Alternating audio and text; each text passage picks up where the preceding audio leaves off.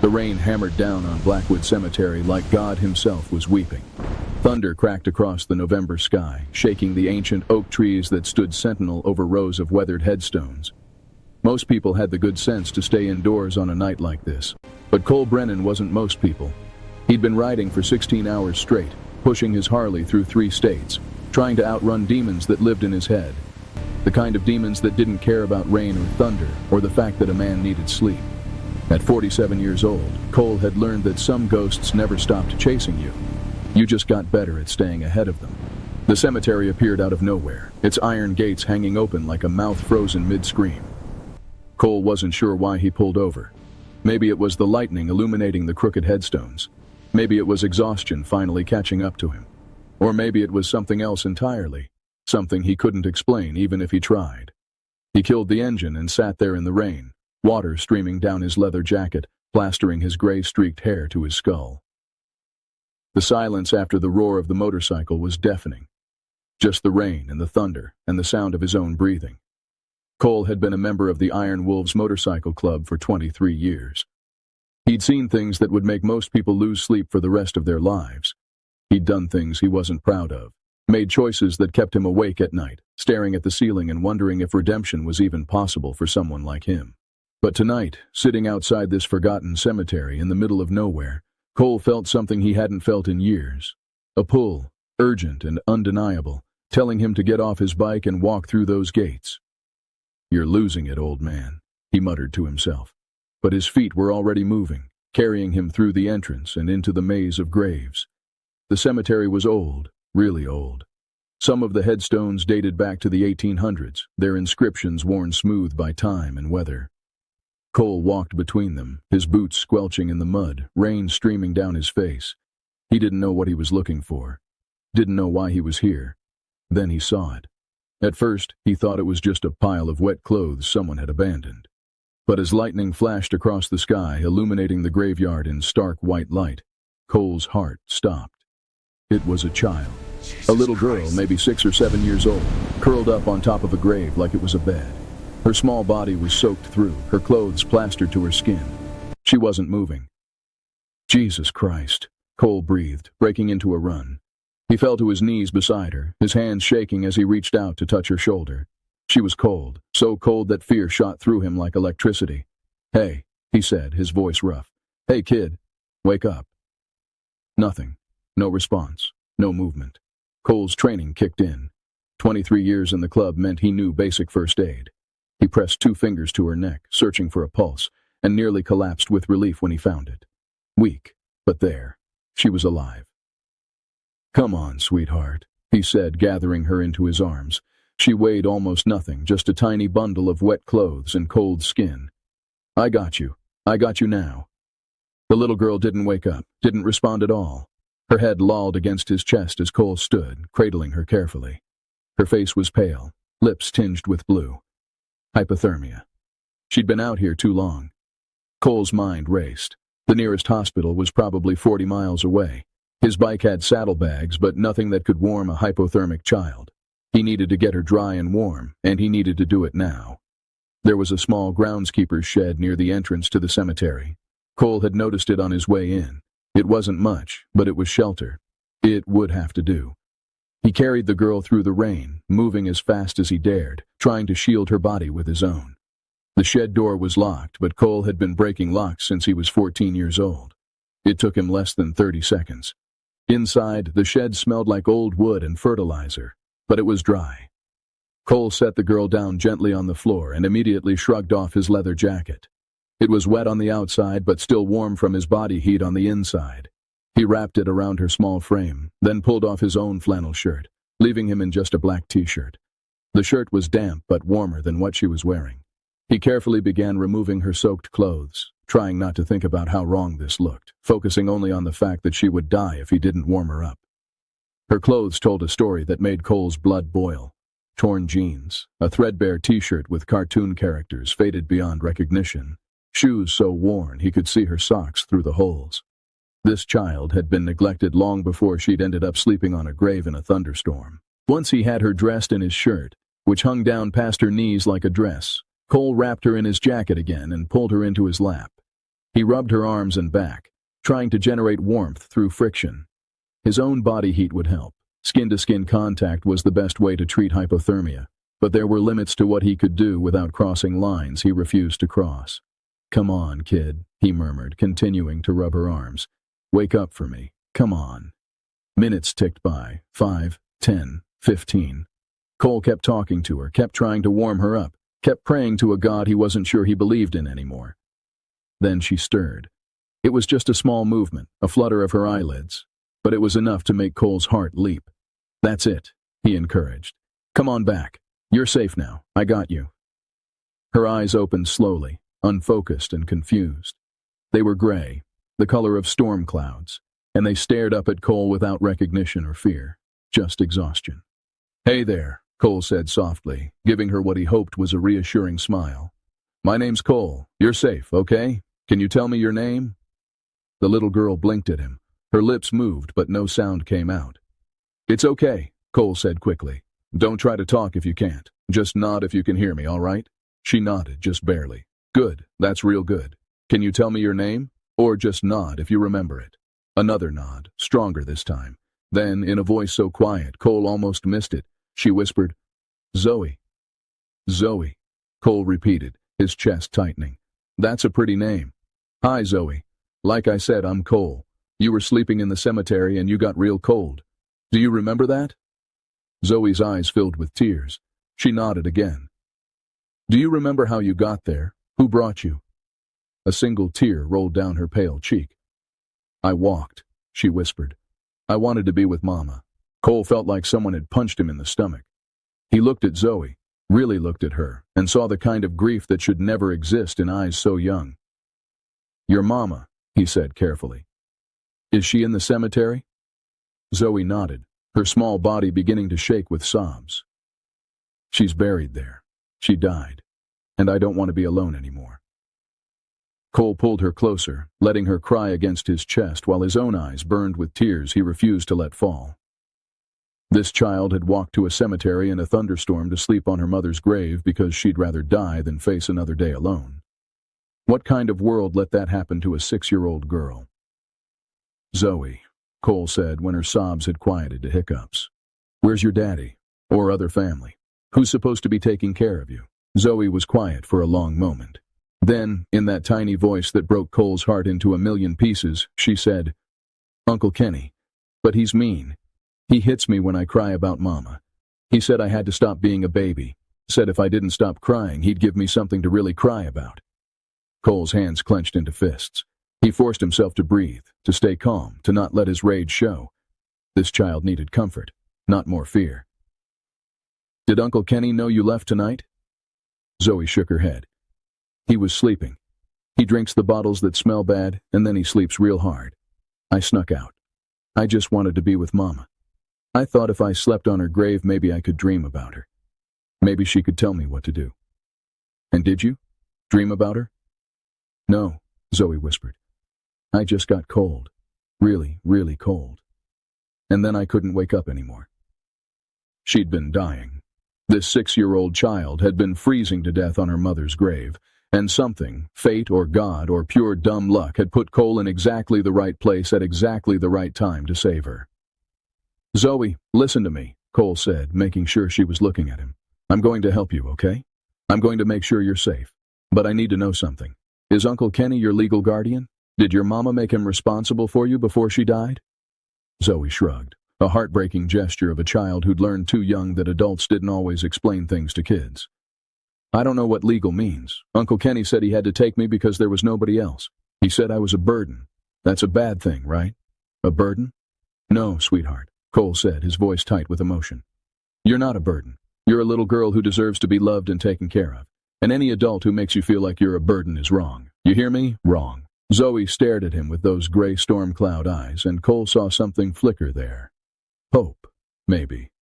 Or just the desperate wish that what he was saying might be true. "Are you going to take me back to Uncle Kenny?" she asked, her voice trembling with fear. Cole looked at this tiny girl in his arms, wearing his shirt like a dress, shivering despite the warmth he'd managed to generate. He thought about his options. The legal thing to do would be to call the police, report what he'd found, let the system handle it. But Cole Brennan had seen how the system handled vulnerable children. He'd been one of those children himself, passed from foster home to foster home, some good, most bad, all temporary. The system had failed him. It had failed countless others. And looking at Zoe, he knew with absolute certainty that the system would fail her, too. "No," he said finally. "I'm not taking you back to Uncle Kenny. Not tonight. Maybe not ever." "Where are we going?" "Somewhere safe, somewhere warm, somewhere you can sleep without being afraid." "Promise?" Cole looked into those gray eyes and made a promise he had no business making, a promise that would change both their lives forever. "I promise, Zoe. I'm going to keep you safe." The rain had stopped by the time Cole carried Zoe out of the groundskeeper's shed. The storm had passed, leaving behind a world washed clean, the air sharp and cold. Stars were beginning to peek through the breaking clouds. Cole's Harley sat where he'd left it, gleaming wet in the moonlight. Zoe stared at it with wide eyes. "That's your motorcycle?" "Yeah. You ever been on one?" She shook her head. "Well, you're about to get your first ride. But we need to keep you warm, okay? My jacket's going to be too big, but we'll make it work." Cole set Zoe down carefully and retrieved his leather jacket from where he'd wrapped it around her. He put it on her properly, the sleeves hanging down past her hands, the bottom nearly touching the ground. She looked like a little kid playing dress-up in her father's clothes. The thought made Cole's chest tight. Father. He'd never been a father. Never even come close. But looking at Zoe in his jacket, trusting him with those storm cloud eyes, something shifted inside him. "All right. Here's how this works," he said, swinging his leg over the bike. "You're going to sit in front of me, and I'm going to hold on to you the whole time. You keep your arms inside the jacket and hold on to the handlebars. I'll do all the work. Sound good?"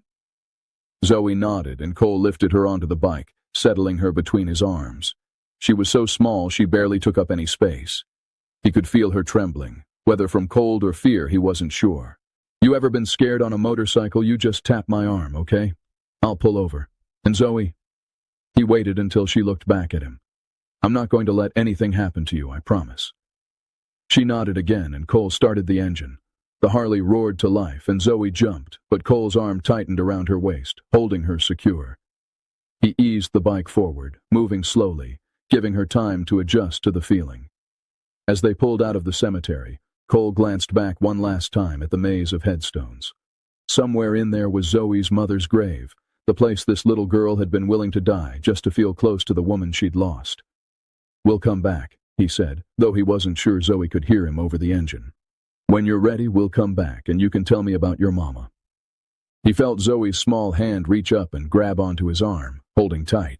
And Cole Brennan, Iron Wolves Motorcycle Club member for 23 years, man with more regrets than he could count, felt something he hadn't felt in a very long time. Purpose. The Steel Ridge Motor Lodge wasn't much to look at. Peeling paint, flickering neon sign, the kind of place that rented rooms by the hour and didn't ask questions. But it was warm and dry, and that was all that mattered. Cole carried Zoe inside, her head resting on his shoulder, his jacket still swallowing her small frame. The clerk behind the desk was a kid, maybe 19, with bad acne and worse judgment. He took one look at Cole, 6'2" of leather and tattoos, carrying a half-asleep child, and his eyes went wide. "I need a room," Cole said, his voice flat and hard.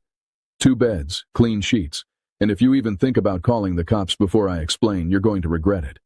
The kid's hand, which had been creeping toward the phone, froze. "She's my niece," Cole lied smoothly. "Found her at the bus station. Her mother, my sister, sent her to stay with me for a while. Kid fell asleep on the ride here. Now, are you going to give me a room, or do I need to find another motel?" The clerk swallowed hard and pushed a registration card across the desk. "Room 12, end of the row. Checkout's at 11. Cole paid in cash, took the key, and walked out without another word. Behind him, he heard the clerk let out a shaky breath. Room 12 smelled like stale cigarettes and cheap air freshener, but the beds looked clean, and the heater worked. Cole set Zoe down on the bed closest to the window and knelt in front of her. "All right, kiddo, you need to get out of those wet clothes and into something dry. I'm going to see if there's a vending machine, get you something to eat. There's a bathroom right there. You think you can change by yourself?" Zoe nodded, but she didn't move. She just sat there, staring at him with those gray eyes. "What is it?" Cole asked gently. You're really not taking me back to Uncle Kenny? I really am not. What if he looks for me? What if the police make you? Cole sat back on his heels, choosing his words carefully. Zoe, I'm going to be honest with you because I think you're smart enough to handle the truth. Right now, we're in a complicated situation. I found you in a cemetery and you told me your uncle hits you. That's called abuse, and it's against the law. But for me to help you properly, I need to understand more about your situation. I need to know about your mama, about Uncle Kenny, about whether there's anyone else who should be taking care of you. There's nobody else, Zoe said quietly. It's just been Uncle Kenny since Mama died, and he doesn't want me. He said so. When did your mama die, sweetheart? 3 months ago, September. She was sick for a long time, but then she got really sick really fast. The doctor said it was her heart. It just stopped working. Cole felt his own heart crack. 3 months. This child had lost her mother 3 months ago and had been living with an abusive uncle who made her feel like a burden. And your daddy? I never had a daddy. Mama said he left before I was born. She said it didn't matter because she loved me enough for 2 parents. I bet she did, Cole said softly. I bet your mama loved you more than anything in the world. Zoe's eyes filled with tears. She did. She really did. And now she's gone, and Uncle Kenny says I need to stop crying about it. But I can't. I miss her so much it hurts. Cole pulled Zoe into his arms and let her cry, her small body shaking with sobs that seemed too big for someone so small. He rubbed her back and made soothing sounds and tried not to think about all the ways the world had failed this little girl. When Zoe's tears finally slowed, Cole pulled back and wiped her face with the hem of his shirt. Okay, he said. Here's what we're going to do. Tonight, you're going to eat something, take a warm bath and sleep in a real bed. Tomorrow, we're going to figure out the rest. But Zoe, I need you to trust me. Can you do that? I already trust you, Zoe said simply. You saved me. Yeah, well, I'm going to keep saving you. Every day if I have to. Now, bathroom's right there. I'll be back in 5 minutes with food. The vending machine yielded crackers, granola bars, and a bottle of water. Not exactly nutritious, but it would keep Zoe from going to bed hungry. Cole grabbed what he could and headed back to the room. He found Zoe sitting on the bed, still wearing his shirt, her wet clothes in a pile on the floor. She looked up when he entered, and Cole saw she'd been crying again. Hey, he said, sitting beside her. What's wrong? I don't have any other clothes, Zoe whispered. Just what I was wearing, and they're all wet and muddy now. Cole looked at the pile of clothes and felt anger surge through him again. 1 pair of jeans, 1 t-shirt, 1 pair of underwear. This child had literally nothing. Tomorrow, he said firmly, we're going shopping. We're going to get you a whole new wardrobe. Clothes, shoes, pajamas, everything you need. But I don't have any money. I do. And Zoe, I want to spend it on you, okay? She nodded slowly, and Cole handed her a granola bar. Eat this, then I'm going to run you a bath. You soak while I figure out what we're going to do with your wet clothes. Zoe nibbled at the granola bar while Cole went into the bathroom and started running water. He tested the temperature, making sure it was warm but not too hot. There was a small bottle of shampoo and a bar of soap, the generic kind motels always had. It would have to do. All right, he called out. Bath's ready. Zoe appeared in the doorway, and Cole pointed at the tub. I'll be right outside. You take as long as you need. If you need help with anything, just call, okay? Okay. Cole stepped out and closed the door, giving Zoe privacy. He heard the sound of her getting into the water, a small sigh of contentment that made him smile despite everything. He used the time to think, really think about what he'd done and what he was about to do. He'd taken a child from the cemetery. He'd lied to the motel clerk. He was harboring what could technically be considered a runaway, though Zoe was too young to be classified that way. But what were his options? Take her back to Uncle Kenny, who hit her and called her a burden. Call Child Protective Services and watch her disappear into the system. Cole had been through the system. He knew how it worked.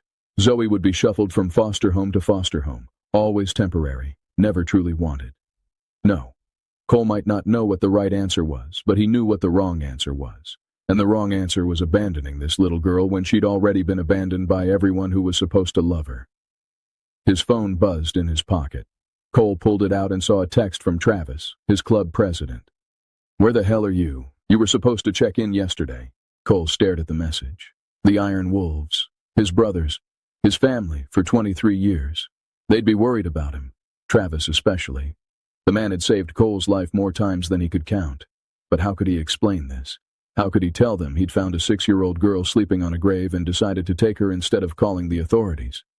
He sent back a simple message. Had to make a detour. "I'm good. We'll explain soon." The response came immediately. Better be one hell of an explanation. Cole put his phone away and knocked on the bathroom door. "Zoe, you doing okay in there?" "Yeah." Her voice came back, sounding more relaxed than before. "The water's really warm." "Good. Take your time."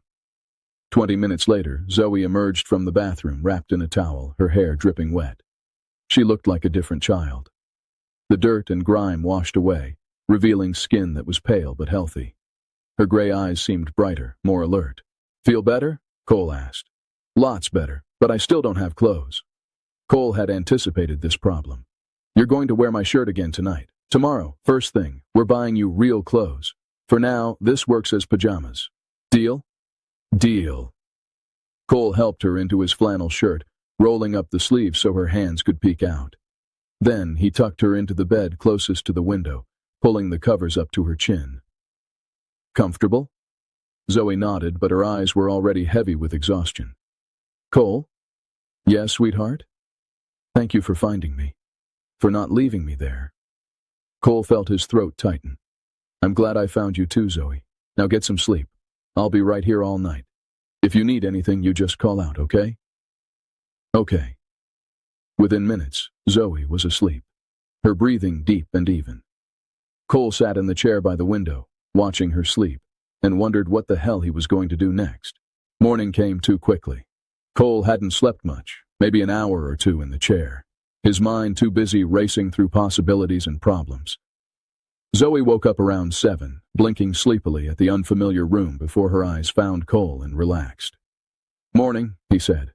"How'd you sleep?" "Good," Zoe said, sitting up. "Better than I've slept in a long time." "Good. You hungry? We'll grab breakfast and then go shopping." "Can we really? Get me clothes?" "Absolutely. But first, I need to make a phone call. Someone I trust. Someone who might be able to help us." Zoe's face went pale. "You're calling the police?" "No," Cole said quickly. "I'm calling a friend. Her name's Violet. She's a lawyer and she knows about situations like yours. I want her advice on what we should do next. Is that okay?" Zoe considered this, then nodded slowly. Cole stepped outside to make the call, giving Zoe privacy to change back into her still damp clothes. He dialed Violet Chen's number and waited. "Cole Brennan," Violet's voice came through, sharp and professional. "It's 7 in the morning. This better be important." "It is. Vi, I need your help. I found a kid." "Found a kid? What does that mean?" "It means I found a 6-year-old girl sleeping on a grave in a cemetery last night. She was hypothermic. Her mother died 3 months ago. She's being abused by her uncle, who's her legal guardian, and I took her instead of calling the cops." Silence on the other end. Then, "Cole, please tell me you're joking." "I'm not." "Vi, this kid walked to a cemetery in a thunderstorm because she wanted to die on her mother's grave. She's 6 years old, and her uncle hits her." "What the hell was I supposed to do?" "Call Child Protective Services. That's what you were supposed to do." "And watch her disappear into foster care? You know as well as I do what happens to kids in the system." "I also know what happens to men who take children without permission," Violet shot back. "Cole, you could be charged with kidnapping. This is serious." "I know it's serious. That's why I'm calling you. Vi, please. I need help figuring out the legal way to handle this. I need to know what my options are." Another long silence. Then Violet sighed, the sound of a woman who knew she was about to do something she'd probably regret. "Where are you?" Cole gave her the address of the motel. "Stay there. Don't go anywhere. I'll be there in 2 hours. And Cole, don't do anything else stupid until I get there." "Thanks, Vi." "Don't thank me yet. We're going to have a serious conversation about your decision-making skills." Cole hung up and went back inside. Zoe was sitting on the bed, still wearing his shirt, her wet clothes laid out on the other bed to dry. "Is your friend coming?" she asked nervously. "She is. And Zoe, I need you to be brave and honest when she gets here. Violet's going to ask you questions about Uncle Kenny, about your mama, about everything. I need you to tell her the truth, even if it's scary or sad. Can you do that?" Zoe nodded. "Will she make me go back to Uncle Kenny?" "Not if I have anything to say about it." They waited together, Zoe curled up on the bed watching cartoons on the small TV, Cole pacing the room like a caged animal. His phone buzzed with more texts from Travis, increasingly concerned. Cole ignored them. He'd deal with the club later. At exactly 9 o'clock, there was a knock on the door. Cole opened it to find Violet Chen standing there, all 5'2" of her, wearing a power suit and carrying a briefcase. Her dark eyes swept over him with the kind of assessment that made grown men squirm. "Cole," she said, "we need to talk. Come in." Violet stepped inside, and her eyes immediately found Zoe on the bed. The lawyer's expression softened slightly. "Hi there," she said, her voice gentler than Cole had ever heard it. "You must be Zoe. My name's Violet. I'm a friend of Cole's, and I'm here to help." Zoe looked at Cole, who nodded encouragingly. "It's okay, sweetheart. You can trust Violet." "Hi," Zoe said quietly. Violet set her briefcase down and sat in the chair Cole had occupied all night. She pulled out a legal pad and pen, then looked at Zoe with kind eyes. "Zoe, I'm going to ask you some questions. Some of them might be hard to answer. But I need you to be honest with me, okay? I can't help you unless I know the truth." "Okay. Let's start with your full name." "Zoe Harper Bennett." "And your mother's name?" "Sarah Bennett." "Do you know when she died, Zoe?" "September 12th. It was a Tuesday." Violet wrote this down, her expression carefully neutral. "And you're living with your Uncle Kenny now. What's his full name?" "Kenneth Harper. He was my mom's brother." "How long have you been living with him?" "Since right after Mama died. A lady from the state came and said I had to go with Uncle Kenny because he was family." "And how has Uncle Kenny treated you?" Zoe's hands clenched around the blanket. Cole saw her start to retreat into herself, that protective shell kids learn to build when the truth is too scary. "Zoe," Cole said gently, "remember what I told you. The truth, even if it's hard." Zoe took a deep breath. "Uncle Kenny doesn't want me. He said I'm a burden. He said he had to take me because nobody else would. He gets mad a lot, especially when he drinks the bad-smelling bottles. And when he gets mad, he hits me." "Where does he hit you?" Violet's voice remained calm and professional, but Cole saw her grip tighten on her pen. "Sometimes my face, sometimes my back or my arms. Last week he pushed me into the wall because I was crying about Mama. He said I needed to grow up and stop being a baby." "Do you have any bruises right now?" Zoe nodded and slowly pushed up the sleeve of Cole's shirt. Her small arm was covered in bruises, some fresh, some fading to yellow and green. Violet's jaw clenched. She wrote more notes, her pen moving furiously across the legal pad. "Zoe, is there anyone else? Any other family who could take care of you?" "No.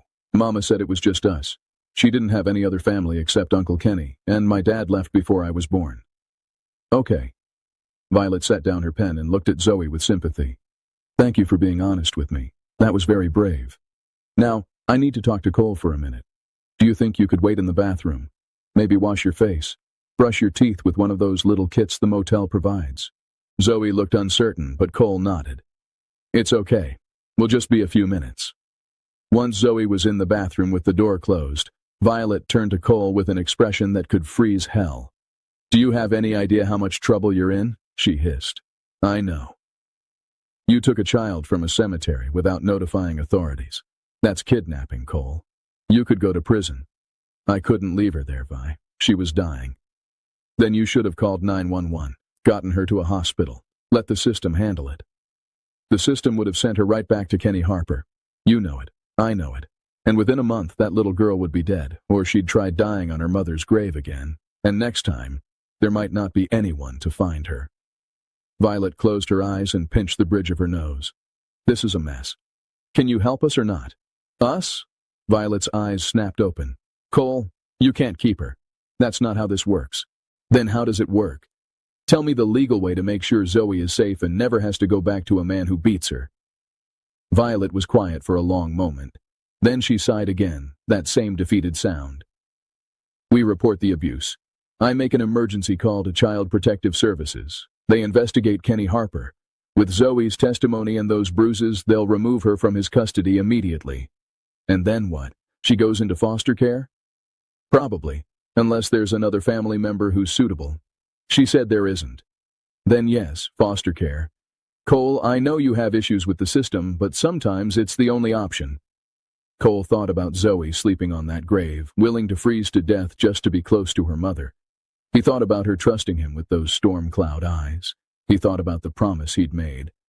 What if I wanted to take her? He heard himself say. Violet stared at him. What? What if I wanted to become her guardian? Officially, legally, what would I have to do? Cole, you can't be serious. I'm completely serious. What would I have to do? Violet looked at him like he'd lost his mind. You'd have to apply to become a foster parent, background check, home study, training classes. Then you'd have to petition the court for guardianship. And Cole, with your record, your association with the Iron Wolves, no judge in their right mind is going to grant you custody of a 6-year-old girl. Because I made mistakes when I was young. Because you're a member of a motorcycle club that's been investigated by the FBI multiple times. Because you have a criminal record even if it's old. Because the system is designed to keep kids away from people like you. People like him. The words stung, but Cole couldn't argue with them. He had been a criminal. He had done things he regretted. But he'd also spent the last 5 years trying to be better, trying to make up for the mistakes of his past. Then what am I supposed to do? Cole asked, his voice raw. Just hand her over and hope for the best? You're supposed to do what's legal and right, even if it breaks your heart. The bathroom door opened and Zoe emerged, her face freshly washed. She looked between Cole and Violet, reading the tension in the room with a kind of awareness that came from surviving in an unpredictable world. Are you sending me away? She asked Cole, her voice small. Cole looked at Violet, then back at Zoe. He knelt down in front of her, taking her small hands in his large, calloused ones. Zoe, Violet's going to help us figure out the right thing to do. That might mean you have to stay somewhere else for a little while. But I promise you, I'm not going to let anyone hurt you ever again. You hear me? Never again. Zoe's eyes filled with tears. But I want to stay with you. I know, sweetheart. I know. Violet cleared her throat. Zoe, can I see those bruises again? I need to take some pictures for documentation. For the next hour, Violet documented everything. She took photos of Zoe's bruises, recorded her statement about the abuse, gathered every detail about Sarah Bennett's death and Kenny Harper's treatment of his niece. She was thorough and professional, but Cole could see the anger simmering beneath her calm exterior. When she was done, Violet sat back and looked at both of them. Here's what's going to happen, she said. I'm going to file an emergency report with Child Protective Services. They'll investigate Kenny Harper immediately. Given the evidence we have, Zoe will be removed from his custody today. And then? Cole asked. And then she'll be placed in emergency foster care while the investigation proceeds. If Harper is charged with abuse, which he should be, Zoe will remain in state custody until a permanent placement can be found. How long does that take? Weeks, months, sometimes longer. Violet's expression softened. Cole, I know this isn't what you want to hear, but it's the legal way. It's the right way. Cole looked at Zoe, who was trying so hard not to cry. He thought about everything she'd already lost. Her mother, her home, her sense of safety. And now he was supposed to add himself to that list. What if I could prove I'm a suitable guardian? He asked. What if I could show I'm not the same person I was 20 years ago? Cole, just tell me what it would take, please. Violet studied him for a long moment. Then she pulled out her legal pad again. You'd need a clean background check, which you might actually pass since your record is old and you haven't been in trouble recently. You'd need stable housing and income. You'd need to complete foster parent training. You'd need character references. And you'd need to convince a judge that a former Iron Wolf with a criminal history is the best person to raise a traumatized 6-year-old girl. But it's possible. Technically, yes. Realistically, Cole, the odds are not in your favor. But it's possible, Cole repeated. Violet closed her eyes. Yes, it's possible. Cole turned to Zoe. Sweetheart, you're going to have to be brave for a little while longer. You're going to have to stay with some nice people while Violet and I figure out how to make this permanent. But I'm not giving up on you. You understand? I'm going to fight for you." "Promise?" Zoe whispered. "I promise." 2 hours later, a social worker named Patricia Morrison arrived at the motel. She was in her 50s, with kind eyes and a no-nonsense demeanor that reminded Cole of his third-grade teacher. She listened to Violet's report, looked at the photographs of Zoe's bruises, and spoke gently with Zoe herself. Then she made the call that would change everything. "Mr. Harper," Patricia said into her phone, her voice professional and cold. "This is Patricia Morrison from Child Protective Services. I'm calling to inform you that your niece, Zoe Bennett, has been removed from your custody pending an investigation into allegations of abuse. An officer will be visiting your residence within the hour to conduct an initial assessment."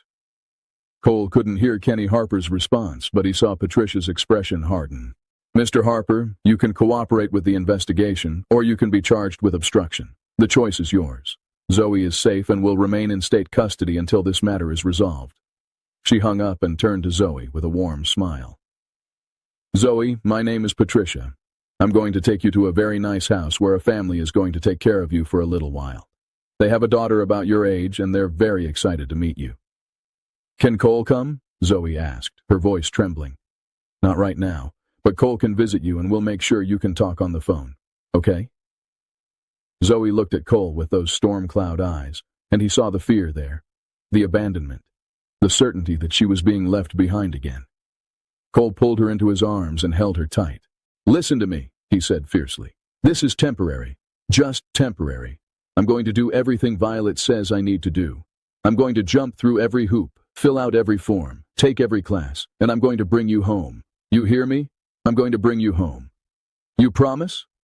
"I promise, Zoe. On everything I have, I promise." Zoe clung to him, her small body shaking with silent sobs. Cole looked over her head at Violet, who was wiping her own eyes. "How long?" he mouthed. Violet held up 6 fingers. 6 months. Minimum. Cole closed his eyes and held Zoe tighter. 6 months. He could do this. He had to do this. When Patricia finally took Zoe away, Cole stood in the parking lot and watched the car disappear down the road.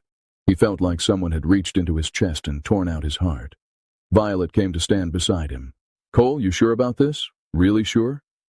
Because what you're about to do, the process you're about to go through, it's going to turn your whole life upside down." Cole thought about Zoe's gray eyes, her trust, her hope, her absolute faith that he would keep his promise. "I've never been more sure of anything in my life," he said. "Then we better get started. You've got a lot of work to do." The next 6 months were the hardest of Cole Brennan's life. Harder than his years in the club, harder than his time in prison, harder than anything he'd ever faced. He started with the background check. 23 years of mistakes laid bare for strangers to judge. Arrests for assault, drug possession, receiving stolen property, all from his younger days in the Iron Wolves. The charges were old, some dismissed, some served, but they painted a picture of a man who'd lived on the wrong side of the law for most of his adult life. But he'd been clean for 5 years. No arrests, no trouble. He had pay stubs from his job at the garage where he worked as a mechanic. He had rental records from his apartment. He had tax returns, utility bills, every scrap of documentation that proved he was trying to be a better man. The foster parent training classes were worse. 12 weeks of lessons on child development, trauma response, discipline techniques. Cole sat in rooms with couples who looked at him like he was a bomb about to explode. A tattooed biker in a room full of suburban parents, all of them wondering what he was doing there. He learned about attachment disorders, about how children who'd experienced abuse might lash out or withdraw, about the importance of routine and stability and unconditional love. He learned, and he studied, and he passed every test. Then came the home study.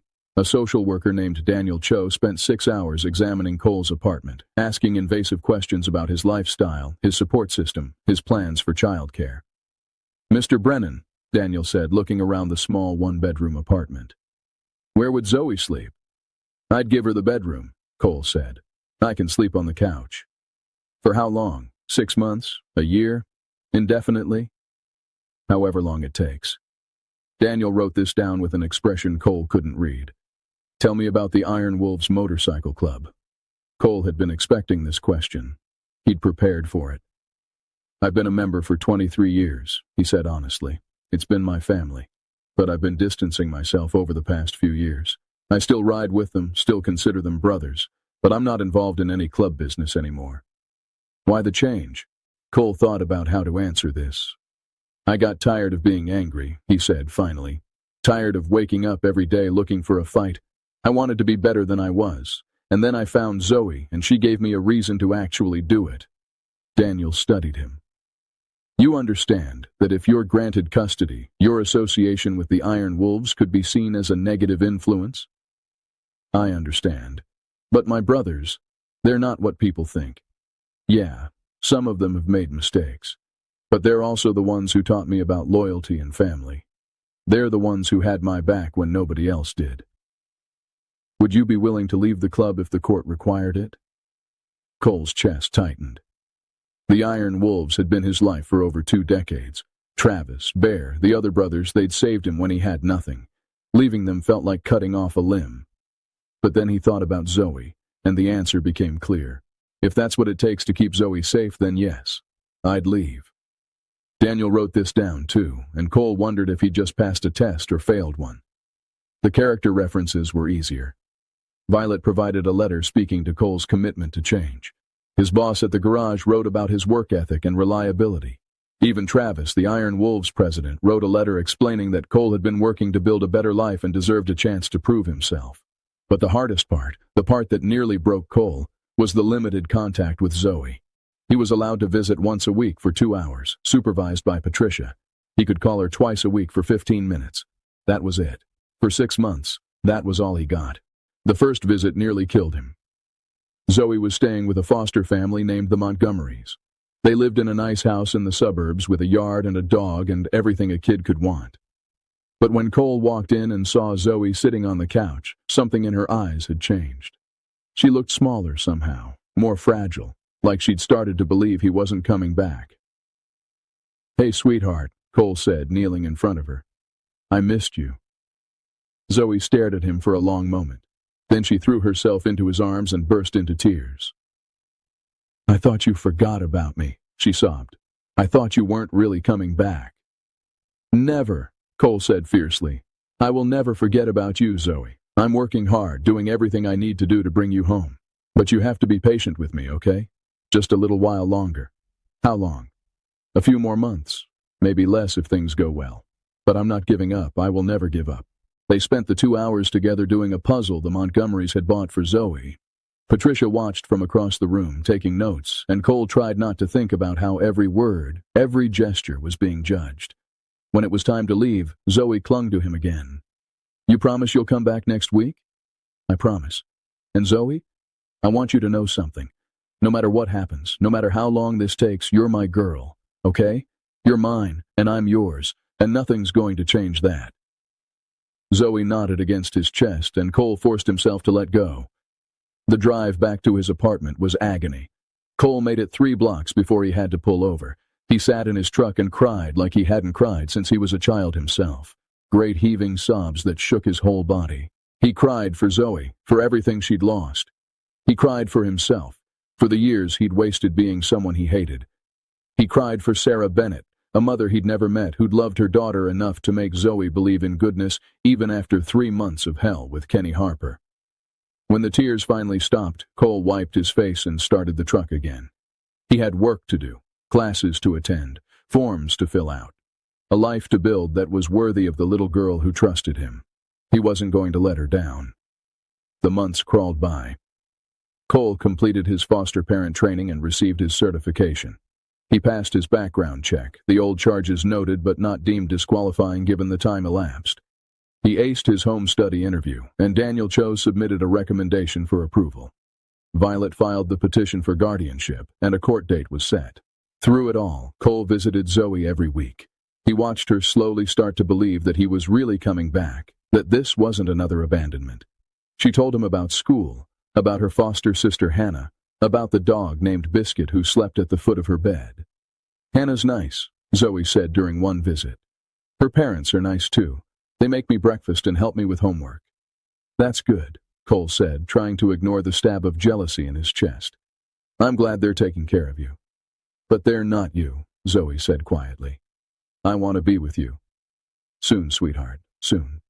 The court hearing was scheduled for early June, 6 months almost to the day since Cole had found Zoe in the cemetery.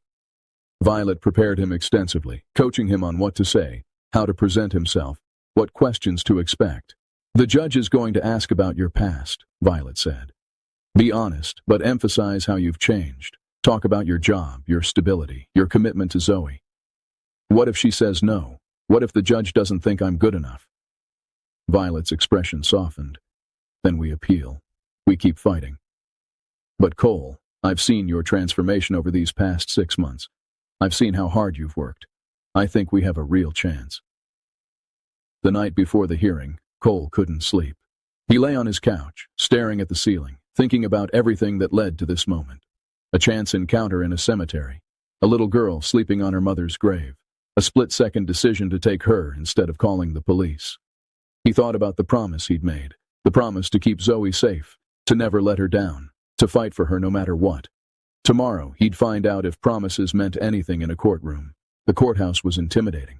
Marble floors, high ceilings, the kind of place designed to make you feel small and powerless. Cole wore the only suit he owned, bought specifically for this occasion. He felt like a fraud in it, like everyone could see through the nice clothes to the criminal underneath. Violet met him outside the courtroom, looking confident and professional in a navy suit. "You ready?" she asked. "No, but I'm here." "That's good enough. Remember, be honest, be respectful, and Cole, let them see how much you love that little girl." They entered the courtroom. Judge Margaret Foster presided, a woman in her 60s with sharp eyes and a reputation for being tough but fair. She looked at Cole over her reading glasses, and he felt like she could see straight through to his soul. "Let's begin," Judge Foster said. "This is a guardianship hearing for minor child Zoe Harper Bennett. The petitioner is Cole Brennan. Ms. Chen, you may proceed." Violet laid out Cole's case with precision. She presented his completed foster parent training, his clean background check, his stable employment, the letters of recommendation. She called Daniel Cho, who testified about Cole's suitable living situation and commitment to providing for Zoe. Then she called Patricia Morrison. "Ms. Morrison," Violet said, "you've been supervising Mr. Brennan's visits with Zoe for the past 6 months. Can you describe their relationship?" Patricia smiled. "Mr. Brennan has been exemplary.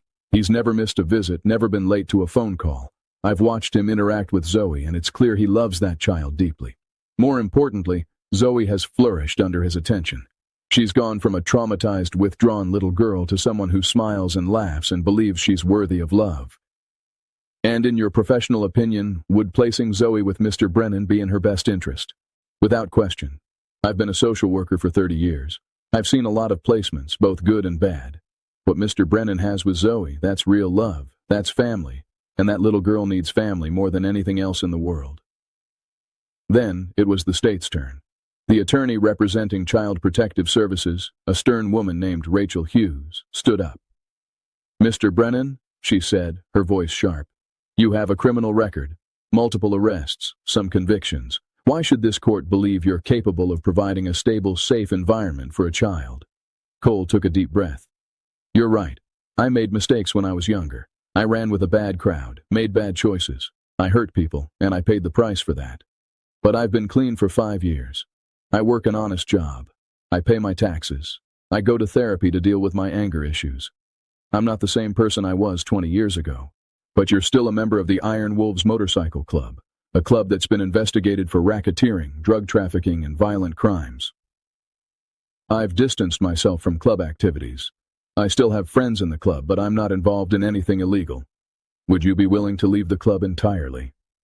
Cole looked at Judge Foster, then at Violet, then back at Rachel Hughes. This was the moment where he had to choose between his past and his future. "Yes," he said firmly. "If staying in the club means I can't have Zoe, then I'll leave. She's more important than anything else." Rachel Hughes made a note, her expression unreadable. Then she asked the question Cole had been dreading. "Mr. Brennan, when you found Zoe in the cemetery, why didn't you call the police immediately?" Cole's hands clenched under the table. This was it, the question that could destroy everything. "Because I was scared," he said honestly. "Scared that if I called the police, Zoe would disappear into the system. Scared that she'd be sent back to her uncle, who was hurting her. scared that nobody would believe a 6-year-old kid over an adult with legal guardianship. I know what I did was wrong, legally. But morally, I couldn't leave that little girl to freeze to death. I just couldn't. So you took the law into your own hands. I saved a child's life. And yes, I probably broke some laws doing it.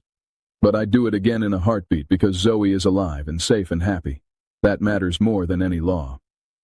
Rachel Hughes sat down, and Judge Foster leaned forward. Mr. Brennan, I'm going to ask you a question, and I want you to think very carefully before you answer. Why do you want to be Zoe's guardian? What's in this for you? Cole looked at the judge, this woman who held Zoe's future in her hands, and told the truth. Nothing's in it for me, he said. I'm 47 years old. I never wanted kids. I spent most of my life thinking I'd die alone, and I was okay with that. But then I found Zoe, and something changed. When I look at her, I see myself. A kid who got dealt a bad hand. A kid who needed someone to believe in them. I spent my whole childhood waiting for someone to save me, and nobody ever did. So I saved myself, and I became angry and hard and mean. But Zoe, she's not like that. She's 6 years old, and she's already lost so much, but she's still sweet and kind and full of hope. I want to protect that. I want to make sure she doesn't turn into what I became. Judge Foster was quiet for a long moment. Then she said, I'd like to speak with Zoe. Is she available? Violet nodded. She's waiting outside with her foster parents, Your Honor. Bring her in. Cole's heart pounded as Patricia brought Zoe into the courtroom. She was wearing a blue dress, her hair in pigtails, and she looked terrified. Her eyes found Cole immediately, and he gave her what he hoped was a reassuring smile. Judge Foster smiled warmly at Zoe. Hi, Zoe. My name is Judge Foster. You're not in any trouble. I just want to ask you a few questions. Is that okay? Zoe nodded, her voice barely a whisper. Okay. Zoe, you've been staying with the Montgomery family. Do they treat you well? Yes, they're very nice. Do you like living there? Zoe hesitated. It's okay. Just okay. They're nice, Zoe repeated. But they're not my family. Who is your family, Zoe? Cole. Zoe's voice got stronger. Cole is my family. Can you tell me why you think that? Zoe looked at Cole, and he saw tears gathering in her storm cloud eyes. Because he came for me when nobody else did. Because he promised he wouldn't leave me, and he kept his promise. Because when I was scared and cold and wanted to die, he made me believe I was worth saving. Judge Foster's expression softened. Zoe, if you could choose where to live, where would you want to be? With Cole, Zoe said immediately. I want to live with Cole. Even though he's not your uncle or your grandfather or related to you at all. He's my family, Zoe said firmly. Not because of blood, because he loves me, and I love him. The courtroom was silent. Cole saw Violet wiping her eyes. Patricia was crying openly. Even Rachel Hughes looked moved. Judge Foster looked at Cole for a long moment. Then she looked at Zoe. Then she shuffled through the papers in front of her. This court will take a 30-minute recess to review the evidence and testimony, she said. We'll reconvene shortly. Those 30 minutes were the longest of Cole's life. He sat on a bench outside the courtroom with Violet, his leg bouncing nervously, his hands clenched into fists. How do you think it went? He asked. I think you were honest. I think Zoe was incredible. Now we wait and hope. Zoe sat with Patricia and the Montgomerys across the hall. She kept looking over at Cole, and he kept giving her thumbs up, trying to project confidence he didn't feel. Finally, they were called back in. Judge Foster looked at everyone assembled in the courtroom. Then she began to speak. This court has reviewed the evidence and testimony presented today. We've heard from Mr. Brennan, from the social workers involved in this case, and most importantly from Zoe herself. This is not an easy decision.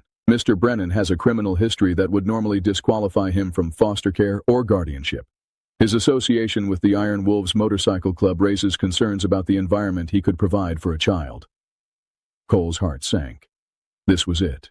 She was going to say no. However, Judge Foster continued, this court also recognizes that people can change. Mr. Brennan has demonstrated significant effort to become a better person.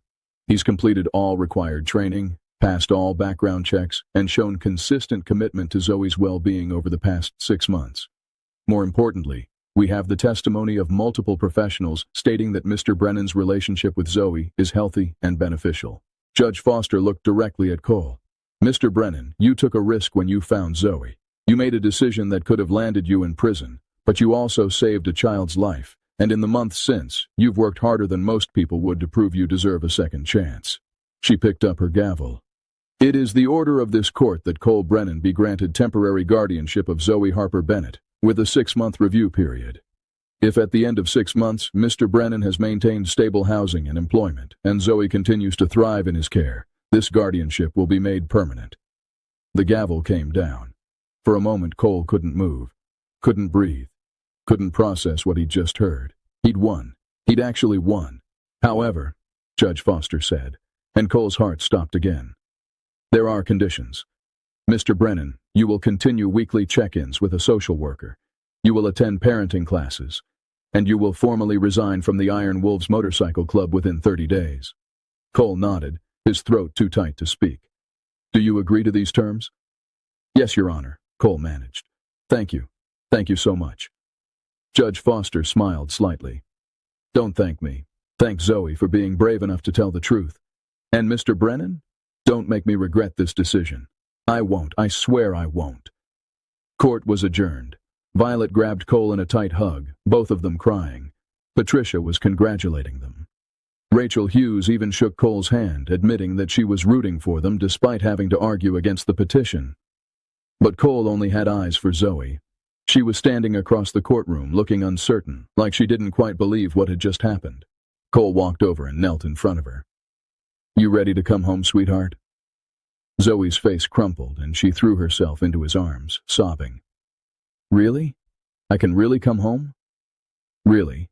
You're mine now, officially, and I'm yours. Forever? Cole held her tight, feeling his own tears fall. Forever, Zoe, I promise. They stood there in the middle of the courtroom, holding each other, two broken people who'd found family in the most unexpected way. And for the first time in his 47 years, Cole Brennan felt like he was exactly where he was supposed to be. The apartment looked different somehow. Cole had spent the past week preparing, buying a real bed for Zoe, turning his bedroom into a space worthy of a little girl. He'd hung curtains with stars on them, put up shelves for books and toys, even bought a lamp shaped like a unicorn because Zoe had mentioned once that she liked unicorns. When he opened the door and carried in Zoe's small suitcase, the one the Montgomerys had packed with the clothes and toys she'd accumulated over 6 months, Zoe stopped in the doorway and stared. This is it, Cole said, suddenly nervous. I know it's not big, and I know it's not fancy, but it's home. Our home. Zoe walked slowly through the small space, touching things gently like she was afraid they'd disappear. She stopped in front of the bedroom door, which Cole had left open. Is that mine? She asked, her voice barely above a whisper. All yours. Zoe stepped inside and gasped. The star curtains, the bookshelf already filled with books Cole had been collecting, the unicorn lamp, the stuffed animals arranged on the bed, including a teddy bear that looked remarkably like the one she'd hugged in the cemetery that first night. You remembered, she breathed, picking up the bear. I remember everything about that night, Cole said, including how brave you were, how you trusted me even though you had no reason to. Zoe turned to him, clutching the bear. I trusted you because you were crying. What? When I woke up in the groundskeeper's shed, you were crying. I pretended to still be asleep for a minute, and I saw you crying while you tried to warm me up. And I knew anyone who cried for a stranger was someone good. Cole felt his throat tighten. He hadn't known she'd seen that. Hadn't known she'd been awake for those raw, vulnerable moments when he'd begged a God he didn't believe in to save this small life. Well, he said, his voice rough, I'm glad my crying convinced you. Because Zoe, finding you that night, it changed everything for me. It gave me a reason to be better. Zoe set down the bear and came to stand in front of Cole. She looked up at him with those storm cloud eyes, so serious for someone so young. Can I call you Dad? She asked. Cole's heart stopped. Zoe, you don't have to. I want to. The Montgomerys. They were nice, but they weren't my parents. You're not my parent either, not really, but you feel like one. You feel like what I think a dad should feel like. So can I. Cole knelt down to her level, his hands shaking as he cupped her small face. Zoe, I would be honored if you called me Dad. More honored than I've ever been about anything in my entire life. Zoe smiled, a real smile that lit up her whole face. Okay, then I will. Dad. The word hit Cole like lightning. Dad. This little girl was calling him Dad. He pulled her into his arms and held her tight, feeling tears stream down his face. I love you, Zoe. I love you so much. I love you too, Dad. They stayed like that for a long time, father and daughter, holding each other in the doorway of a bedroom filled with stars. The first few weeks were an adjustment. Cole had to learn how to cook real meals instead of just heating up frozen dinners. He had to learn how to do laundry without turning everything pink. He had to learn how to braid hair, a skill that took him 3 days and multiple YouTube videos to master. But mostly, he had to learn how to be a parent to a child who'd been through trauma. Zoe had nightmares, bad ones. At least 3 times a week, Cole would wake up to the sound of her screaming. He'd rush into her room to find her tangled in the sheets, crying for her mother, reliving memories of Kenny Harper's abuse. The first time it happened, Cole didn't know what to do. He stood in the doorway, paralyzed by his own helplessness, watching Zoe sob. Mama, she cried. Mama, please come back, please. Cole moved to the bed and carefully gathered her into his arms. It's okay, sweetheart. You're safe. I'm here. I want my mama, Zoe sobbed against his chest. I miss her so much. I know you do, and it's okay to miss her. It's okay to cry for her. Kenny said I had to stop. He said crying was for babies. Kenny was wrong, Cole said fiercely. Crying doesn't make you a baby. It makes you human. Your mama died, Zoe. You have every right to cry about that for as long as you need to. Zoe cried harder, and Cole just held her, rocking gently, letting her grief pour out. When she finally calmed down, exhausted from the tears, she looked up at him. Will you stay until I fall asleep? I'll stay all night if you need me to. He did stay, curled up in Zoe's small bed, her head on his chest, his arm around her small frame. It was uncomfortable, and his back ached in the morning, but it was worth it to hear Zoe's breathing even out, to feel her relax into sleep. The nightmares became routine. Cole learned to listen for them, to wake up at the first sound of distress. He'd go to Zoe's room, hold her while she cried, and stay until she felt safe enough to sleep again. Sometimes she wanted to talk about Sarah. Her mother had been a nurse, Zoe told him. She'd worked long hours, but always made time for Zoe. They'd had Friday movie nights where they'd make popcorn and watch whatever animated film Zoe wanted. Sarah had sung off-key lullabies. She'd made the best chocolate chip pancakes. She'd never missed a school event, no matter how tired she was. She sounds like an amazing mom, Cole said. She was the best, Zoe agreed. She used to say I was her miracle, that she'd prayed for me for years before I was born, and when I finally came, it was the happiest day of her life. She'd be proud of you, Zoe, of how brave you've been. Do you think she knows about you, about us? Cole thought about this carefully. He wasn't a religious man, didn't have strong opinions about what happened after death, but looking at Zoe's hopeful face, he chose to believe. Yeah, sweetheart. I think she knows. I think she's watching over you, making sure you're okay. And I think she's glad you found someone who loves you. Zoe smiled at that, a small, sad smile. I hope so. School was another challenge. Zoe had missed a lot of class during the months with the Montgomerys, her trauma making it hard to focus. She was behind in reading and math, and the other kids had noticed. They call me stupid, Zoe admitted one night over dinner, because I don't read as good as them. Cole's hands clenched around his fork. Who calls you stupid? Some kids in my class. They laugh when I have to sound out words. Those kids are jerks, Cole said firmly. And they're wrong. You're not stupid, Zoe. You're smart and brave and kind. You've just been through some hard stuff that made school difficult for a while. But we're going to fix that. How? We're going to practice reading together every night. I'm going to help you with your homework. And if those kids keep being mean, we're going to talk to your teacher, okay? Zoe nodded, but Cole could see the doubt in her eyes. She'd internalized the cruel words, believed them on some level. So they started a routine. Every night after dinner, they'd sit together on the couch, and Zoe would read aloud while Cole followed along. When she struggled with a word, he'd help her sound it out. When she got frustrated, he'd encourage her to take a break and try again. Slowly, gradually, Zoe improved. The words that had seemed impossible started to make sense. Books that had frustrated her became enjoyable. And one night, about 3 months after she'd come to live with him, Zoe read an entire chapter book all by herself. "Dad," she said, her eyes shining. "I did it. I read the whole thing." Cole pulled her into a hug, his chest swelling with pride. "I knew you could. I never doubted you for a second. The kids at school are going to be so surprised. Let them be surprised. You just proved to yourself that you can do anything you set your mind to. That's what matters." But the biggest challenge came from an unexpected source. 4 months into their new life together, Cole got a phone call from Travis. "Brother," the Iron Wolves president said, his voice tight, "we need to talk." Cole had been dreading this conversation.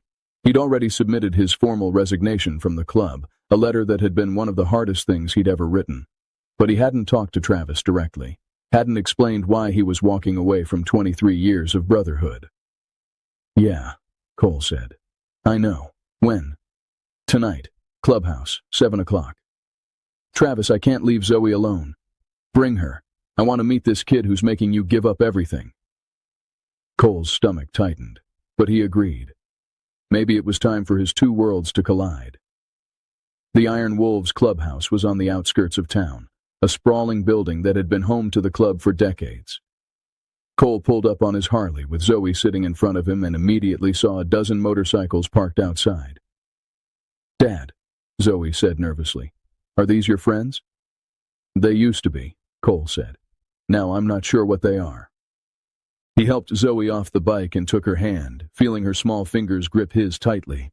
Together, they walked into the clubhouse. Travis was waiting inside, along with Bear, Hawk, and several other senior members. They all turned to look at Cole and Zoe, their expressions ranging from curious to hostile. "So this is her," Travis said, his eyes fixed on Zoe.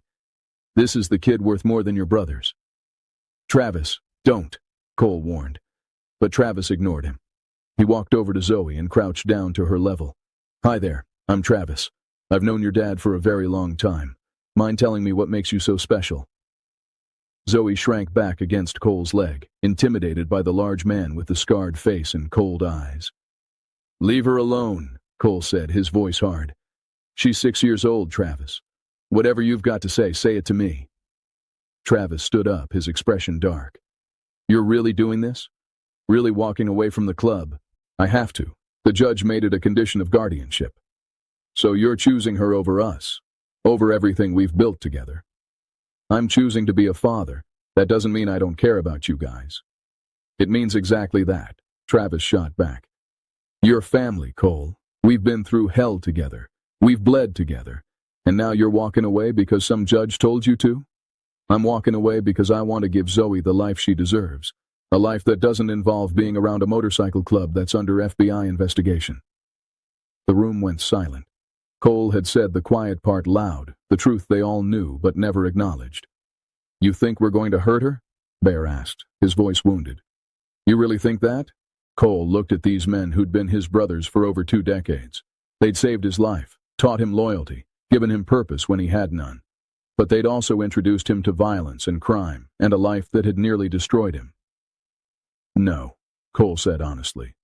"I don't think you'd hurt her. But I think being around the club puts her at risk. And I can't take that chance. Not with her." Travis shook his head in disgust. "We made you, Cole. Gave you a family when you had nothing. And this is how you repay us." "I'm not repaying you. I'm just choosing a different path." "Then get out," Travis said coldly. "If we don't matter to you anymore, if this kid is your whole world now, then leave. We don't need you." The words stung, but Cole had expected them. He nodded slowly, took Zoe's hand, and started to walk out. "Wait," a voice called. Cole turned to see Hawk, the club's road captain, standing up. "What?" Travis demanded. "Let him go," Hawk said quietly. "Cole's making the right choice. We all know it." "The hell he is. Look at that kid, Travis." Hawk pointed at Zoe, who was trying very hard not to cry. "She's terrified, and Cole's protecting her the only way he knows how. That's what we do, isn't it? Protect our own? Well, she's his own now, and if he needs to leave the club to keep her safe, then we should respect that." Travis stared at Hawk, his jaw clenched. Then he looked at Cole, really looked at him, and something in his expression softened. "You love her?" Travis asked. "Really love her?" "More than anything," Cole said without hesitation. Travis was quiet for a long moment. Then he walked over and stuck out his hand. "Then I hope you know what you're doing, brother. Because once you walk out that door, you're out. No coming back." Cole shook his hand, feeling the weight of finality. "I know. But Cole?" Travis pulled him close. "If you ever need anything, if that kid ever needs anything, you call me. You hear? You might not be in the club anymore, but you're still family. Nothing changes that." Cole felt tears burn his eyes. "Thanks, Travis. That means everything." He turned to the other members, seeing similar expressions of reluctant acceptance. These men didn't understand his choice, but they respected it. And that was enough.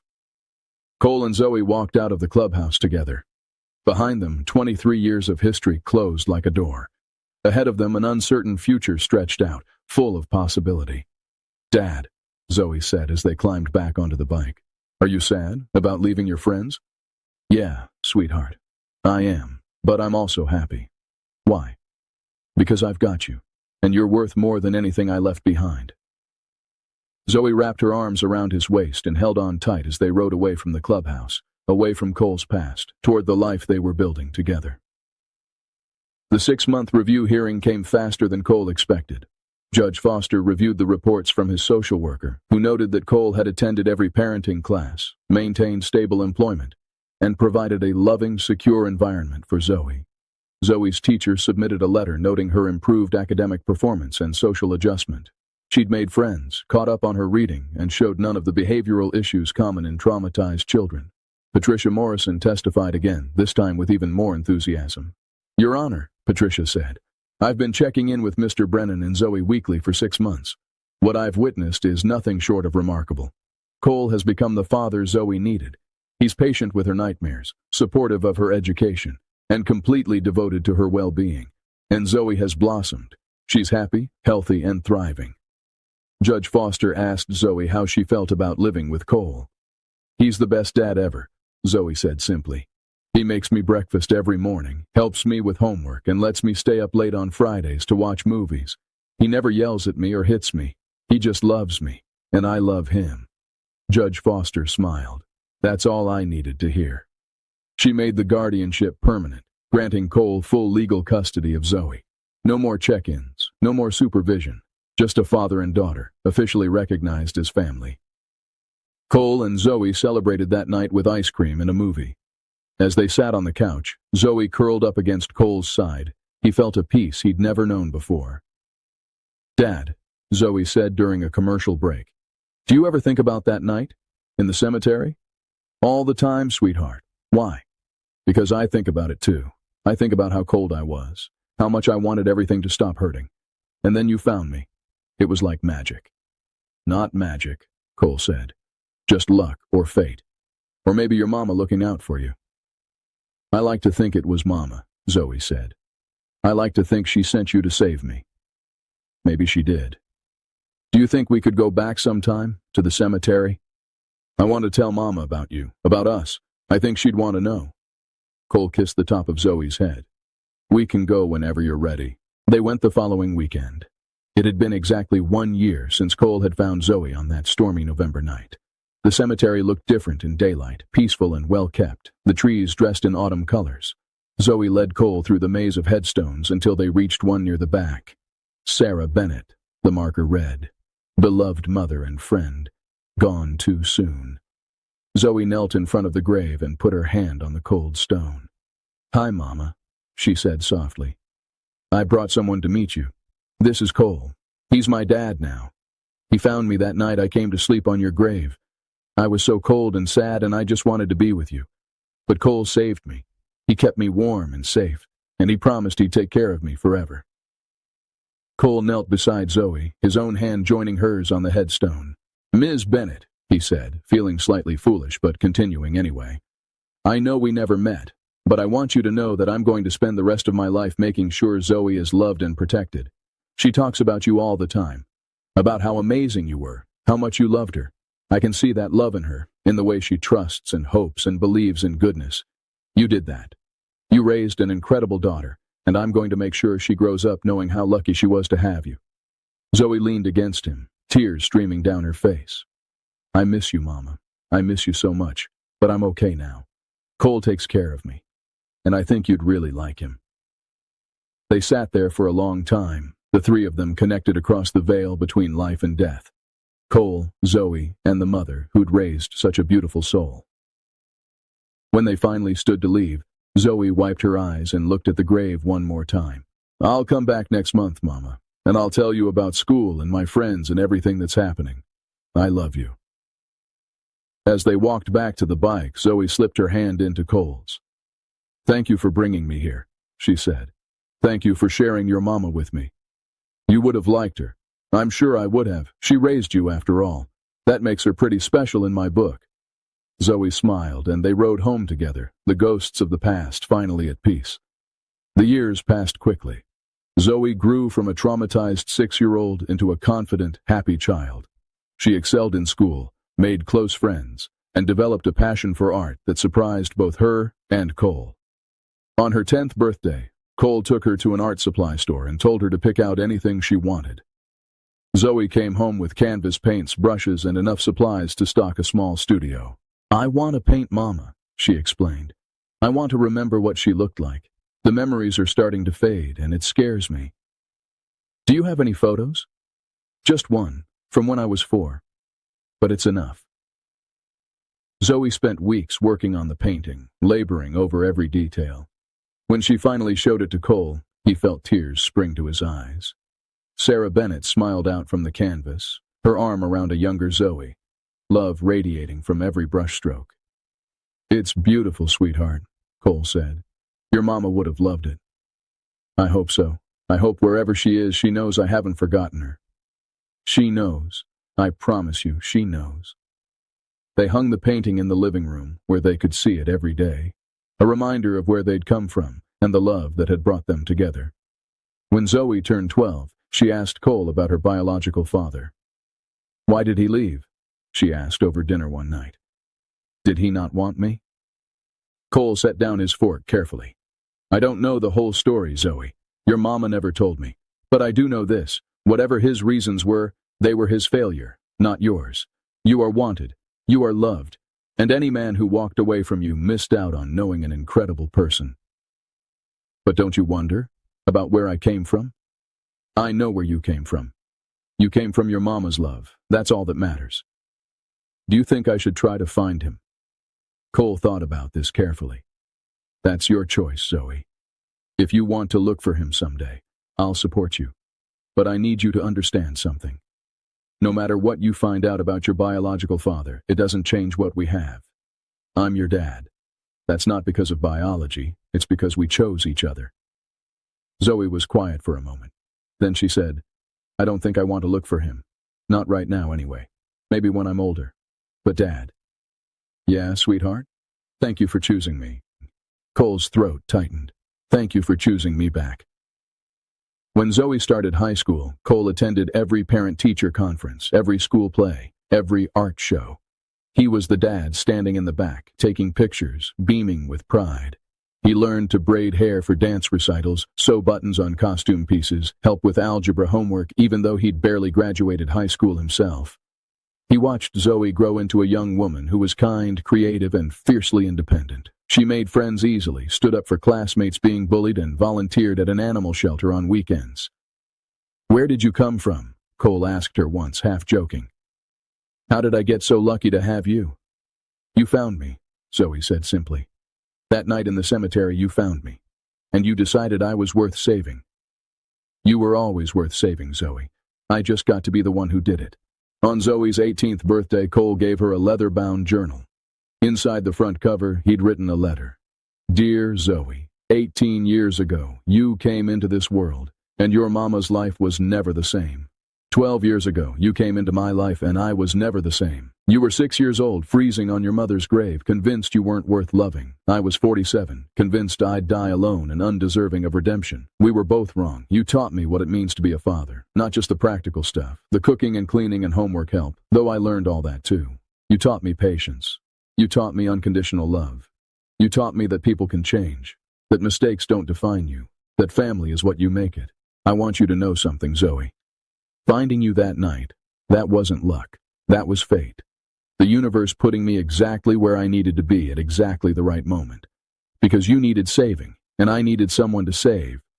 We saved each other. Now you're an adult, ready to go out into the world and make your mark. I'm so proud of the woman you've become. Strong, kind, talented, brave. Everything your mama hoped you'd be. Everything I hoped you'd be. Whatever you choose to do, wherever life takes you, remember that you have a home here. With me. Always. Love, Dad. Zoe read the letter through her tears, then threw her arms around Cole. I love you, Dad, she whispered. Thank you for everything. I love you too, sweetheart, more than you'll ever know. That fall, Zoe started college, majoring in art therapy. She wanted to help other kids like her, she said. Kids who'd been through trauma and needed someone to see them, really see them. Cole helped her move into her dorm, embarrassing her by crying when he hugged her goodbye. It's just 4 years, Zoe said, laughing through her own tears. I'll be home for Thanksgiving. I know, but you're my baby. I'm allowed to be emotional.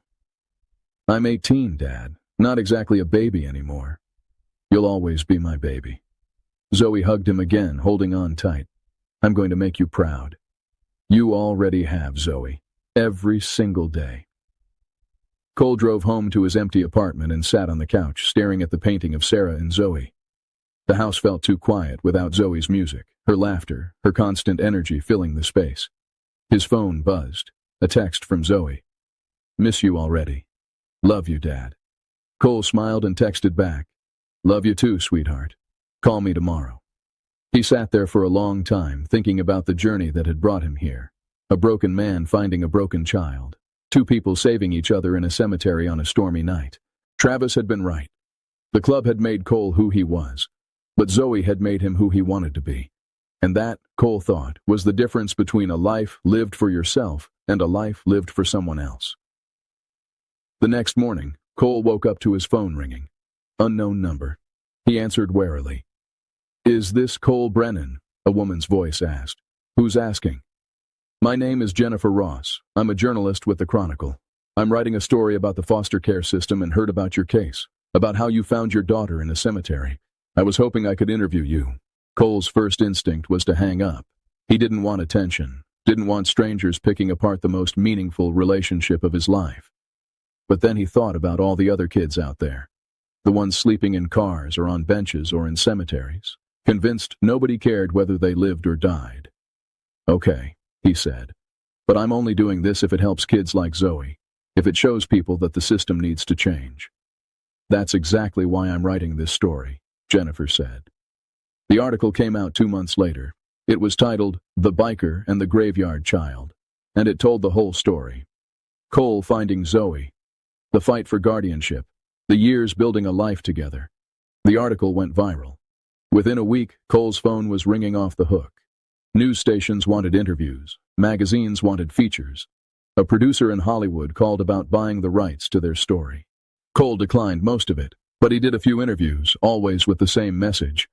Foster care needs reform, kids need advocates, and sometimes the people who look the least qualified to be parents turn out to be exactly what a child needs. The attention led to something unexpected. Other former Iron Wolves members started reaching out. Men who'd left the club to raise families.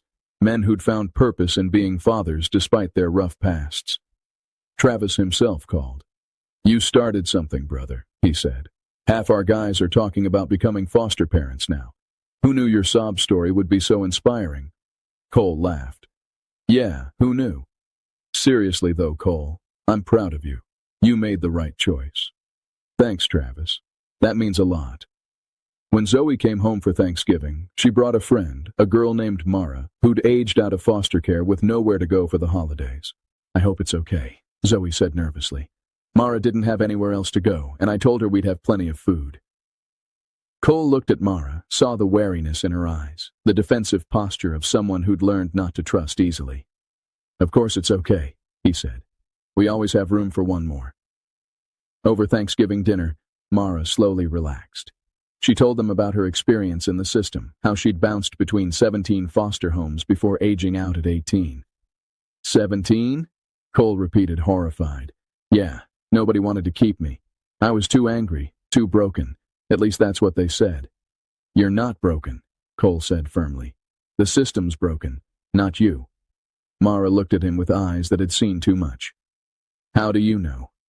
Because I used to be angry and broken too, until someone showed me I was worth loving. Now I'm trying to pay that forward. After Mara left, Zoe hugged Cole tight. You're amazing, you know that? She said. I'm just doing what your mama would have wanted, taking care of kids who need it. She would have loved you, Zoe said. Mama always said the measure of a person was how they treated people who couldn't do anything for them. You've spent 12 years taking care of me, expecting nothing in return. That's the definition of love. Cole felt his eyes burn with tears. You gave me everything in return, Zoe. You gave me purpose. You gave me a reason to be better. You gave me a family. We gave each other a family, Zoe corrected. The years continued to pass. Zoe graduated college with honors and started working as an art therapist at a children's hospital. She married a kind man named Daniel who loved her fiercely and treated Cole with respect and affection. When Zoe had her first child, a daughter she named Sarah after her mother, Cole held the tiny baby in his arms and cried. Look at you, Zoe said, laughing. Grandpa Cole, crying over a baby. I'm allowed, Cole said, his voice choked with emotion. This is Sarah Bennett's granddaughter, my granddaughter. This is a miracle. Little Sarah grew up knowing her grandfather's story, how he'd found her mother in a cemetery, how he'd fought to keep her, how he'd proven that family wasn't about blood but about choice and love. On Cole's 75th birthday, Zoe organized a surprise party. The apartment was packed with people. Zoe's husband and kids, friends from the garage where Cole still worked part-time, neighbors, and surprisingly, Travis and several former Iron Wolves members. You didn't think we'd miss this, did you? Travis said, pulling Cole into a hug. You're still family, even if you haven't ridden with us in decades. Cole looked around at all these people, all this love, and felt overwhelmed. Speech, someone called out. Speech, others echoed. Cole stood up, his hands shaking slightly. He looked at Zoe, who was smiling at him with pride and love. I don't know what to say, Cole began. Except thank you. Thank you for being here. Thank you for being part of this crazy, unexpected family. He paused, gathering his thoughts. When I was 47 years old, I thought my life was over. I'd made so many mistakes, hurt so many people. I thought I'd die alone, unforgiven and unworthy of love. And then one night, in a cemetery during a thunderstorm, I found a little girl sleeping on her mother's grave. She was cold and scared and convinced she wasn't worth saving. Cole looked at Zoe, who was crying openly. That little girl saved my life. She showed me what unconditional love looked like. She taught me how to be a father, a grandfather, a better man. She took a broken, angry biker and turned him into someone worth knowing. His voice cracked. Zoe, you were never a burden. You were never anything but a blessing. You were my second chance, and I've spent every day of the past 28 years trying to be worthy of that chance. Zoe stood up and walked over to Cole, wrapping her arms around him. You were always worthy, Dad, she whispered. Always. The party continued around them, but Cole just held his daughter, this woman who'd once been a freezing child on a grave, and thanked whatever force had put him in exactly the right place at exactly the right time. As the evening wound down and guests started leaving, Zoe found Cole sitting on the balcony looking out at the night sky.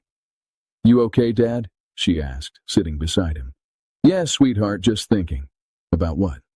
About that night, the cemetery, the rain, how scared I was when I found you. I was scared too, Zoe admitted. So scared. But then you wrapped me in your jacket and promised you'd keep me safe, and you did. You kept that promise every single day. They sat in comfortable silence for a moment. Then Zoe said, You know what I remember most about that night? What? The way you looked at me. Like I mattered. Like I was worth saving. Nobody had looked at me like that since Mama died. And in that moment, even though I was freezing and scared and hurting, I felt hope for the first time in months. Cole took Zoe's hand, these hands that had once been so small, now capable and strong. I meant what I said in my speech. You saved me, Zoe, more than I ever saved you. "We saved each other," Zoe said, the same words she'd spoken years ago. That's what families do. As the stars came out above them, Cole thought about the journey that had brought him here. From lost, angry biker to devoted father and grandfather. From a man who thought he'd die alone to someone surrounded by love. All because of one stormy night, one desperate child, one impossible promise, and the courage to believe that broken people could build beautiful things. Cole Brennan died peacefully in his sleep at the age of 83. Zoe was with him, holding his hand, telling him it was okay to let go. His funeral was attended by hundreds of people. Former Iron Wolves members rode their motorcycles in formation, leading the procession to the cemetery, the same cemetery where Cole had found Zoe all those years ago. They buried him next to Sarah Bennett's grave. Zoe had arranged it, knowing it was what her mother and father both would have wanted. At the service, Zoe stood up to speak. Her hair was gray now, her own grandchildren sitting in the front row. "My father wasn't perfect," she began. "He burned dinner more nights than I can count. He couldn't help with math homework past 5th grade. He cried at every school play, every graduation, every milestone." She smiled through her tears. "But he was the best father I could have asked for. He chose me when I had nothing. He fought for me when nobody else would. He loved me unconditionally, even when I was difficult, even when I pushed him away, even when I tested every boundary." Zoe looked at the casket, draped in flowers. "People used to ask me if it bothered me that he wasn't my real father. And I always said the same thing. He was the realest father I could have imagined. Because he chose to be my dad. Every single day he made that choice. And that kind of love, that deliberate, conscious love, that's more real than any biological connection." She wiped her eyes. "Dad, you kept every promise you ever made to me. You said you'd keep me safe, and you did. You said you'd never leave me, and even now I don't feel like you're gone. You're in every decision I make, every kindness I show, every person I help. You're in my art, in the way I raise my children, in the therapist I became because you showed me what healing looks like." Zoe took a deep breath. "There's a saying, not all heroes wear capes. My hero wore leather and rode a motorcycle. He had tattoos and a criminal record and a past he wasn't proud of. But he was the most heroic person I've ever known. Because he saved a life. And then he spent the rest of his life making sure that life was worth living." She placed a single rose on the casket. "Thank you, Dad. For everything. I love you. I'll always love you." As they lowered Cole into the ground, between the grave of the woman who'd given Zoe life and the daughter he'd chosen to save, Zoe looked up at the sky and smiled. "You did good, Dad," she whispered. "You did so good." And somewhere, in whatever comes after, Cole Brennan smiled too. Because he'd kept his promise. He'd saved Zoe. And in doing so, she'd saved him right back. The last thing Zoe did before leaving the cemetery that day was place a small plaque near her father's headstone. It read, "Cole Brennan, father, grandfather, friend. He found a child asleep on a grave and proved that love is a choice we make every single day."